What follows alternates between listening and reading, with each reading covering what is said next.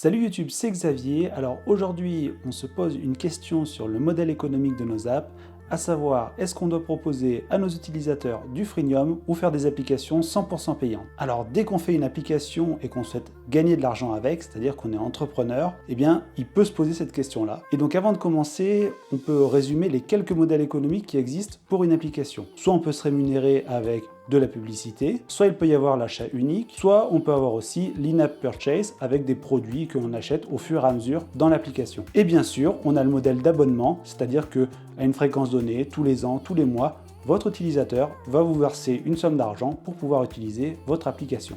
Alors l'idée, c'est pas forcément de débattre de ces modèles économiques-là, mais plutôt de se poser la question de manière plus globale. Est-ce que je dois proposer à mon utilisateur, avant qu'il dépense de l'argent pour utiliser mon application, un accès limité et gratuit à l'application pendant une période de temps ou sur un certain nombre de fonctionnalités? Et bien ça, c'est ce qu'on appelle un modèle freemium. Alors au-delà des pseudo-experts de l'entrepreneuriat qui vont vous conseiller de faire systématiquement du freemium, c'est-à-dire de toujours mettre en place du freemium sur une application sous prétexte que les mastodontes du développement logiciel font ça, eh bien il y a quand même un vrai sujet, une vraie question à se poser derrière ça. En effet, les serial entrepreneurs du monde du logiciel, donc des gens qui ont une vraie expérience du développement logiciel ou de la vente de logiciels, eh bien il y a deux courants qui se distinguent derrière cette question. Effectivement, le premier courant, c'est de dire pour que votre application fonctionne, il faut proposer du freemium à vos utilisateurs. Et puis il y a un deuxième courant, aussi partagé par des experts, qui propose d'avoir des applications 100% payantes, c'est-à-dire que dès lors que votre utilisateur veut utiliser votre application, il faudra qu'il sorte sa carte bancaire. Et bien l'objectif de cette vidéo, c'est d'amener des éléments de réponse à la question app 100% payante ou freemium. Et aussi de montrer que la réponse à cette question n'est pas aussi triviale que ce qu'elle peut paraître. Alors bien sûr, l'objectif, ce n'est pas d'apporter une réponse définitive à cette question, déjà parce qu'elle n'existe pas, et de deux, chaque entrepreneur, en fonction de son produit, de son modèle économique, va avoir une réponse différente. L'objectif, c'est plutôt d'identifier les arguments pour chacun des deux modèles et de voir en fonction de la typologie de votre produit et de l'entrepreneur que vous êtes, ce qui pourrait être les éléments clés pour prendre votre décision.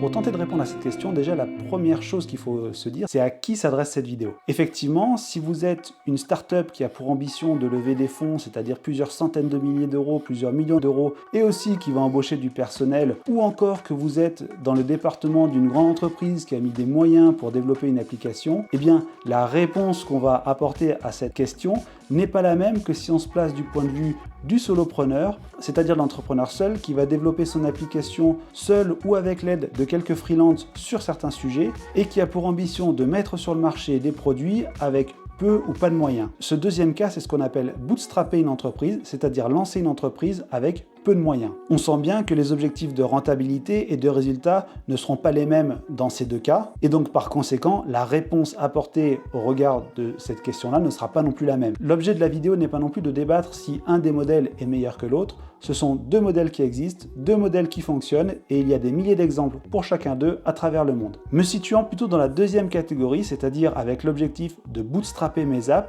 je vais donc tenter de répondre à cette question en adoptant le point de vue du bootstrapper.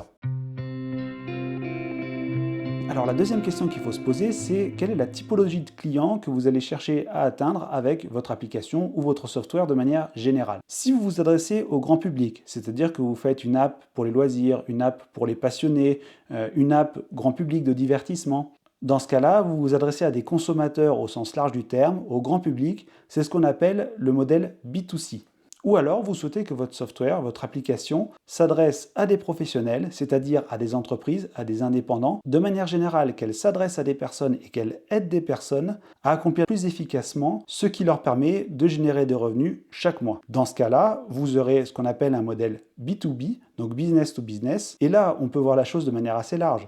Vous pouvez soit vous adresser à des entreprises, donc un type d'entreprise, un type d'industrie, ou bien des indépendants. Une application qui s'adresserait à des professionnels indépendants, c'est aussi du B2B parce que ça les aide dans leur business. Ce choix au moment de définir votre software est clé et il pourrait faire l'objet de plusieurs vidéos à lui seul. Donc l'objectif ici n'est pas de parler de ce choix. Toutefois, pour répondre à la question posée dans cette vidéo, il est important de prendre en compte cet élément. Ce qu'on peut dire de manière assez générale sur le sujet, c'est que si vous faites du B2C, là il est fort probable que vous ayez besoin de faire du freemium. En effet, c'est aujourd'hui le modèle le plus répandu pour ce type d'application ou de soft. Et vous posez-vous la question, la dernière fois que vous avez acheté quelque chose, donc dans le cadre de votre vie non professionnelle, la dernière fois que vous avez acheté un logiciel sans avoir un accès gratuit ou une période d'essai avant de sortir votre carte bancaire. Il existe quand même certains contre-exemples à cette affirmation. Par exemple, l'industrie du jeu vidéo, aujourd'hui dans beaucoup de cas, ne propose aucun accès gratuit et pour utiliser un jeu vidéo, vous devez payer pour ça. Alors bien sûr, la différence est qu'à l'exception des jeux vidéo indépendants, la majorité des jeux vidéo qui se vendent de cette manière-là sont portés par des entreprises de taille colossale qui mettent des budgets marketing immenses. Et donc là, on est bien sûr un petit peu loin du modèle de bootstrapper dont on essaie de parler tout de suite. Si cette vidéo te plaît et qu'elle te rend service, n'hésite pas à mettre un pouce bleu, à t'abonner à la chaîne et activer toutes les notifications pour être au courant de mes futures vidéos. Et puis si toi aussi tu te poses la question de faire du freemium ou d'une application 100% payante, je serais super intéressé de lire en commentaire tes réflexions et ce que tu as décidé de faire pour ton application. Alors pour commencer, quels sont les avantages du freemium? Déjà, le premier avantage, c'est qu'il n'y a aucune barrière à l'entrée pour votre app, c'est-à-dire que n'importe quel utilisateur peut la télécharger et commencer à l'utiliser. Donc le premier avantage, c'est que vous allez pouvoir créer une base d'utilisateurs plus large, plus grande, que si vous aviez une app 100% payante, où là forcément il y aurait beaucoup moins d'utilisateurs dès le début, puisque le fait de payer crée une barrière importante. Autre argument avec cette approche, c'est que vous pouvez aussi vous dire que vous évitez de faire des utilisateurs en colère.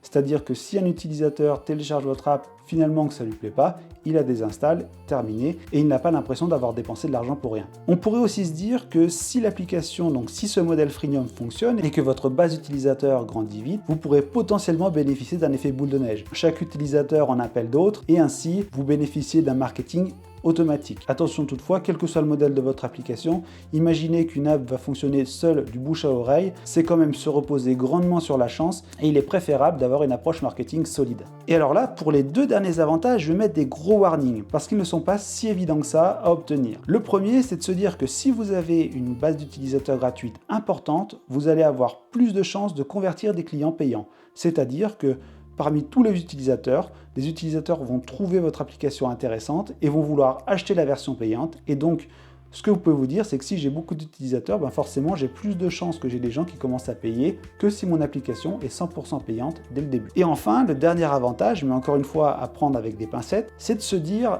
vu que j'ai une base d'utilisateurs importante, je vais avoir beaucoup de feedback. Et donc ça va permettre d'améliorer mon app rapidement. Donc ça c'est vrai, le fait d'avoir beaucoup de feedback, beaucoup de retours utilisateurs, va vous permettre d'identifier plus facilement les éventuels bugs qu'il y aura dans votre application, mais aussi vous aurez certainement des retours sur les usages et d'identifier certaines possibilités d'amélioration de votre application.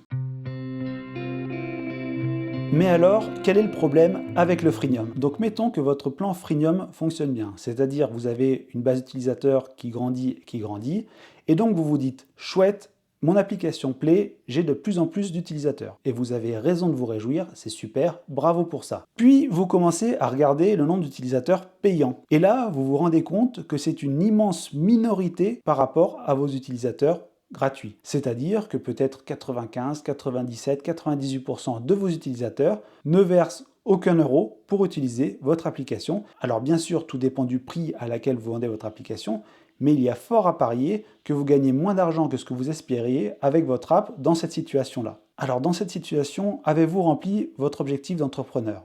Eh bien la réponse est non. Et oui, car l'objectif d'un entrepreneur, et ce n'est pas un gros mot, c'est de gagner de l'argent. Il en a besoin comme tout le monde pour vivre et pour payer ses factures. Et donc ce cas de figure me promet d'introduire un des premiers éléments clés du freemium, à savoir que c'est compliqué.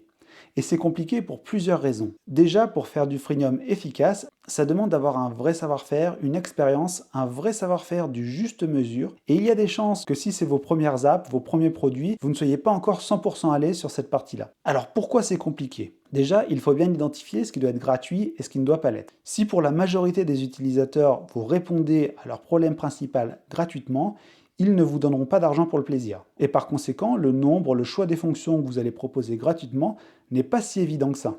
Et donc, comme on vient de l'évoquer, un mauvais positionnement de ce côté-là peut entraîner un très mauvais taux de conversion. Et puis, avoir beaucoup d'utilisateurs, c'est bien, mais ça va augmenter considérablement le support que vous allez devoir réaliser. Si des utilisateurs ont des questions, ils vont essayer de vous contacter, vous allez recevoir des mails, il va falloir que vous lisiez ces mails, que vous y répondiez. Et si ces utilisateurs sont des utilisateurs gratuits, Eh bien, ils utilisent votre temps sans vous verser de l'argent en contrepartie. Or, lorsque vous êtes entrepreneur, une des ressources les plus riches que vous avez, c'est votre temps. On avait vu que le point positif du freemium, c'est que vous alliez aussi recevoir potentiellement plus de feedback, et donc effectivement, pour débugger votre application, là c'est positif. Par contre, dans le choix de développement de vos fonctions futures, là par contre, il faut que vous cibliez plus efficacement les feedbacks que vous souhaitez retenir. Et effectivement, avec une grosse base d'utilisateurs gratuite, il y a des chances que une grande majorité, 95% des utilisateurs par exemple, considèrent votre produit comme du nice to have, comme quelque chose de bien, mais pour lequel ils ne dépenseront jamais 1 euro pour acquérir votre produit. Et ces utilisateurs, eh bien, ils ne sont pas votre priorité en tant qu'entrepreneur. Ce que vous voulez, c'est améliorer l'application pour les 5% d'utilisateurs qui sont soit déjà des utilisateurs payants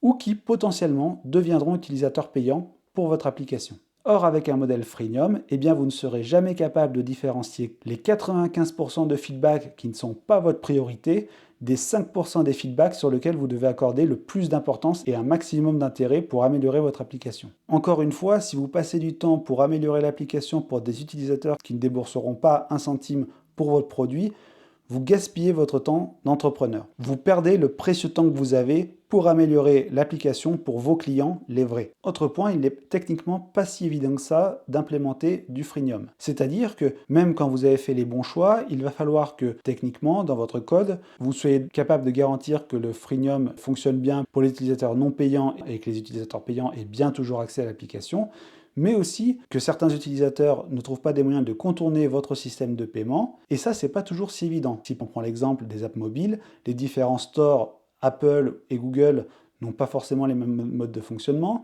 donc ça va vous demander du temps, de l'énergie pour réussir à faire quelque chose qui fonctionne, et encore une fois, soit si vous êtes peu expérimenté, soit si vous êtes seul, et bien sur quoi souhaitez-vous consacrer le plus de temps? Améliorer l'application pour vos utilisateurs, vos clients payants et leur proposer de nouvelles fonctionnalités, ou mettre en place un système plus ou moins facile, plus ou moins compliqué de gestion du freemium. Alors pourquoi proposer des applications 100% payantes? Déjà, si des clients font la démarche de débourser de l'argent pour acheter votre application, vous êtes sûr que vous êtes sur la bonne voie. Déjà parce que le problème que vous essayez de résoudre semble suffisamment important pour que des gens veuillent dépenser de l'argent pour essayer de le résoudre. Et deuxième chose, ça veut dire que votre approche marketing fonctionne suffisamment bien pour que des clients achètent votre application.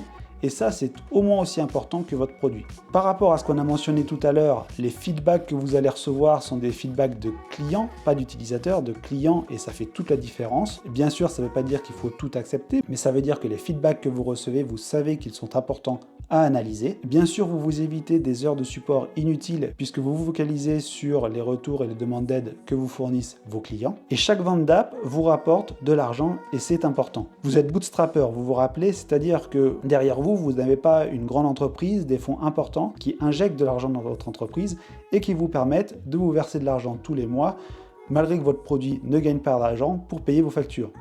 Et donc si vous aidez une personne dans le cadre d'une activité entrepreneuriale, comme c'est le cas qu'on décrit ici, il est normal qu'elle vous verse de l'argent en retour.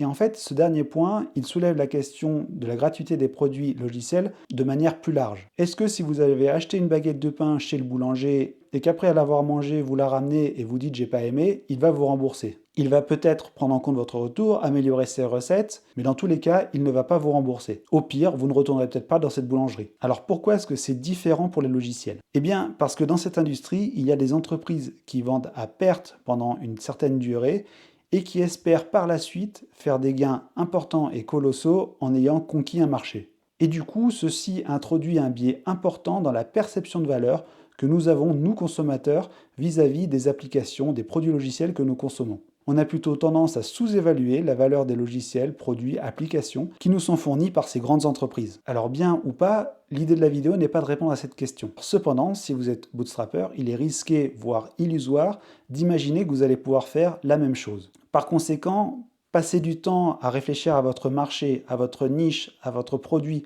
pour ne pas être en concurrence avec ces grosses entreprises, mais ne laissez pas partir gratuitement, si vous êtes entrepreneur, la valeur que vous avez créée avec votre logiciel.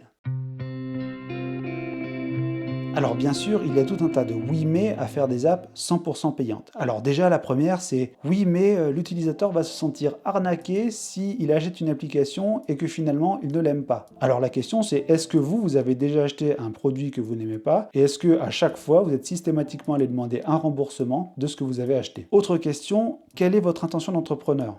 Est-ce que quand vous avez créé votre produit, vous aviez l'intention d'arnaquer vos utilisateurs? Eh bien non, dans la grande majorité des cas, les entrepreneurs font un travail sincère, ils dépensent beaucoup d'énergie pour identifier, résoudre un problème, ils mettent du cœur à l'ouvrage, ils sont donc de bonne volonté et c'est certainement votre cas aussi. Donc le produit que vous avez mis sur le marché, vous pensez sincèrement qu'il va aider vos utilisateurs et vous allez tout faire pour qu'il leur rende service. Alors bien sûr, vous pouvez vous tromper, mais ça n'enlève pas le travail et la valeur que vous avez créée derrière votre application. Et puis même si le produit n'est pas bon au début, un logiciel, ce qui est bien, c'est qu'il peut s'améliorer, il peut y avoir des mises à jour. Même un utilisateur qui n'aime pas l'application, s'il vous fait un retour, et que ceci correspond à votre vision pour le produit, eh bien il y a des chances qu'avec le temps, ce produit qu'il a acheté s'améliore. Et puis, autre chose, si votre client a fait la démarche d'achat, il y a peu de chances que vous ne lui ayez pas déjà rendu service. C'est-à-dire, finalement, rien que le fait d'avoir identifié son problème, le fait d'avoir essayé d'apporter un problème, peut-être que lui-même s'est rendu compte qu'il avait un problème et que jusqu'à présent, il n'avait pas forcément ce problème en tête. Et puis, vous lui avez aussi indiqué qu'il y avait une solution sur le marché, quelque chose qui pouvait potentiellement répondre à son problème. Donc finalement, rien que ce processus-là, déjà lui a rendu service. Parce que votre client, ça va le rendre alerte pour peut-être chercher d'autres solutions si la vôtre ne lui convient pas pour résoudre un problème. Donc vous l'avez déjà aidé et donc, encore une fois, normal d'avoir quelque chose en retour. Alors deux oui mais qui peuvent se réunir les uns avec les autres. Oui mais mon app elle n'est pas assez bien pour être payante. Ou oui mais regarde l'application d'un tel ou d'un tel, elle est comme ça, elle est vachement mieux et elle est gratuite ou elle n'est pas payante et donc moi je ne suis pas légitime pour proposer une app payante. C'est à vos clients de répondre à cette question lorsqu'ils vont faire ou non la démarche d'acheter votre produit. Si vous avez mis du cœur à l'ouvrage, que vous l'avez fait avec sincérité, laissez vos complexes derrière vous et allez-y. Vous avez le droit et de faire des erreurs et de réussir. Et puis sur la partie de comparaison avec d'autres produits, est-ce que votre produit est exactement dans la même niche qu'à cet autre produit auquel vous vous comparez? Est-ce que l'entreprise qui propose ce produit a les mêmes moyens que vous? Est-ce que le travail que vous avez fourni a de la valeur et mérite un retour? Encore une fois, si votre démarche est entière et sincère, allez-y, faites! Bon, vous l'aurez compris, ce choix n'est pas anodin et la réponse à la question n'est pas si simple que ça. On se rend compte déjà que le type d'entreprise, le type d'entrepreneur que nous sommes et le business que nous cherchons à lancer influent grandement la réponse à cette question. Si vous êtes ici, il y a des chances que, comme moi, ce qui vous attire, c'est le fait de bootstrapper une application, tout du moins au début. Aujourd'hui, j'ai plutôt tendance, en ce qui me concerne, à essayer de réfléchir à un produit, à un marché qui me permette de vendre directement mon application de manière 100% payante. Et du coup, ce que ça veut dire, c'est qu'il faut investir du temps en amont dans l'identification de la niche que je veux adresser, ainsi que dans la stratégie marketing. Toutefois, il est clair que tout produit, tout business a ses spécificités. Et donc le mot de la fin serait renseignez-vous, réfléchissez et au final faites confiance à ce que vous pensez être le mieux pour votre produit. Car c'est vous qui le porterez, car c'est vous le capitaine de votre application. Nous on se retrouve bientôt pour de nouvelles vidéos. Allez, à plus sur YouTube.